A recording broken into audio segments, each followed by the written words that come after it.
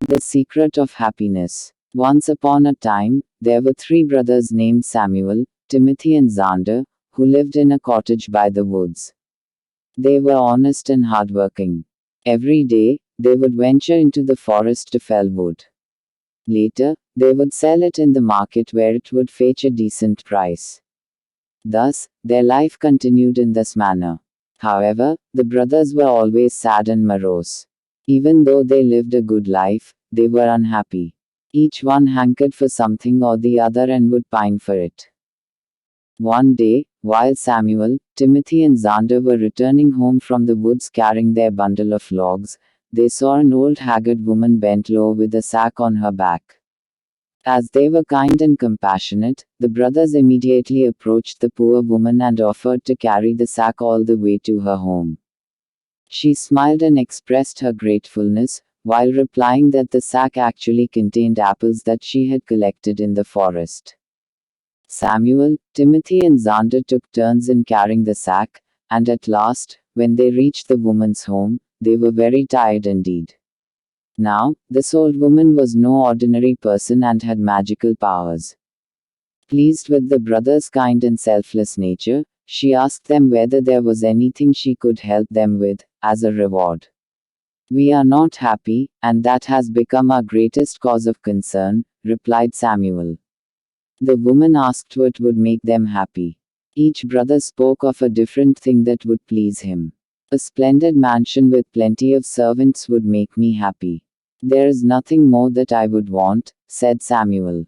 A big farm with lots of harvest would make me happy. Then I could be rich without having to worry, said Timothy. A beautiful wife would make me happy. Every day, after returning home, her sweet little face would light me up and make me forget my sorrows, said Xander. That is fine, said the old woman, if these things will give you happiness, you deserve them in every respect for helping a poor helpless person like me. Go home, and each of you shall find exactly what you have wished for. This took the brothers by surprise as they did not know about the woman's powers. Nevertheless, they took leave and returned home. But lo behold, beside their cottage, there was a huge mansion with a doorman and other servants waiting outside. They greeted Samuel and ushered him in. At some distance, a yellow farmland showed itself. A plowman came and announced that it belonged to Timothy. Timothy gasped. Just at that moment, a beautiful maiden approached Xander and coyly said that she was his wife.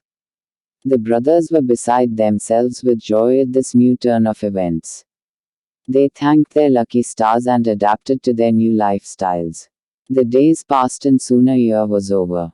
The situation was, however, now different for Samuel, Timothy, and Xander. Samuel had grown tired of owning the mansion. He became lazy and did not supervise his servants into taking proper care of the mansion. Timothy, who had built a decent house next to his farmland, found it burdensome to plow the fields and sow seeds from time to time. Xander, too, grew used to his beautiful wife and no longer found any joy in keeping her company. In short, all of them were unhappy again. One day, the three of them met up and decided to visit the old woman at her home. That woman has magical powers which turned our dreams into reality. However, since we are no longer happy, we must go and seek her help now.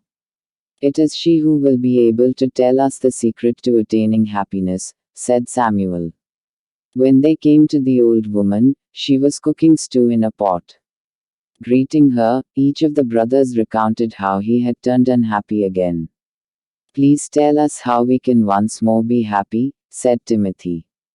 Old woman, well, replied the old woman. It is all in your own hands. See, when each of you made his wish and it was granted, you were happy. However, happiness never lasts without a very important thing, content. Earlier, since you were happy but never really content or satisfied, boredom and misery overcame you and you became sad again. Only if you learn to be content, can you truly enjoy the bliss of happiness. Samuel, Timothy, and Xander realized their mistake and went back home. They saw how lucky they were to have the gifts for which they had once craved. Samuel felt grateful for being the owner of a mansion and began taking good care of it. Timothy began to plow his land diligently so as to have a good harvest in time. Xander too learned to appreciate his pretty wife's chores in the house and her devotion towards him. Remembering that happiness and content went side by side, never again did the brothers take their blessings for granted. And thus, they lived happily ever after. Now let's jump to a new story. The Three Different Fishes. Three fishes lived together in a lake. Although the three were together, all of them are very unique. They had contrasting characters and argue over small things. Still, they were happy. The three were grown up into a bigger fishes. The first fish always dwell in past and very lazy. The fish doesn't believe in preparing for the future. If you can find something that is quite opposite to the phrase, prevention is better than cure, it could be the first fish. The second fish lives for the present. It is a little bit wise and tends to make some good decisions in the last minute. The third fish is an intelligent one. It usually thinks a lot, make the decision wisely and always carry smart and interesting ideas, suggestions and plans to live happily and safely. One day, as the three were playing in the lake, the third fish heard two fishermen talking about fishing. The fish called the other two fishes to hear what they speak. The first man told, "I heard about the stake. It has some big fishes, why can't we enjoy our time here?"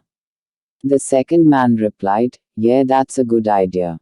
I love to cook and eat the fresh fish. We'll make it tomorrow noon here." And they left. The third fish told the other two fishes, "See, they are planning to catch out us. We should go to some other place to live safely. I already found a route that will take us to the nearby canal and we may then reach a new lake." The second fish told, "Yeah, I too heard them. But they may not return or may end up fishing at a distant place. We can think about it tomorrow when we see them." The first fish, "Oh, let's just ignore it. Let us have some rest now." The third fish, the intelligent one, moved to the nearby lake through the secret way alone as the other two fishes denied accompanying. Next day, the two fishermen arrived. The second fish saw them at fishing and planned for an escape. As it was caught in the fishing net, it acted dead. The fisherman threw it back into the lake and the second one was escaped. The first fish, the lazy one, had no idea about the presence of the fisherman. Very soon it was caught, and before it could think about how to escape, he was put into the basket and lost the life in a few minutes. Planning ahead makes lives easier. Now let's jump to a new story again. Story of AA share in the reward. There was a beautiful town. The town was led by a friendly and generous man, who was the richest person in the town. He was so generous that he always helped people and fulfilled their needs. The rich man was happy that he was gifted with a son. He was married before 10 years and did not have a child for so many years. In order to celebrate the birth of his child, he arranged for a massive feast to all the people in the town. He appointed famous cooks from various parts of the country and ordered them to serve more than 100 varieties of foods to the villagers. The cooks and their assistants started cooking the feast. While they managed to have majority of foods, they weren't able to get fish, a special delicacy. The rich man, on knowing this, announced to the people that he would reward enormously to the person who brings him the fish to complete the feast. The announcement was made all over the town and many villagers tried hard to get fish. While most of them failed, a middle-aged man got a huge fish and rushed to the rich man. While he was about to enter into his palace, he was stopped by the gatekeeper. The middle-aged man promised to give half the reward he earned if the gatekeeper let him inside. The greedy gatekeeper, considering the announcement of lump sum reward from his employer, let the man go inside with the fish. The rich man was happy getting the fish and ordered his cooks to complete the feast. And he said, I'm so happy that you got me the fish here. Tell me what you want. I can reward you anything. You need a bag of gold coins, jewelries, a home or a land. The man who brought the fish said, I want 100 lashes on my back. Everyone was stunned to hear this. Still, as promised, the rich man decided to reward him as he wished. Before the servants were prepared to lash him, he requested the rich man to call the gatekeeper inside. All are surprised about the connection between the two.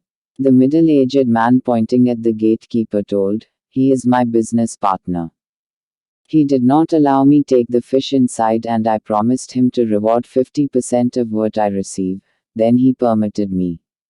So please, he deserves half the reward you are giving me.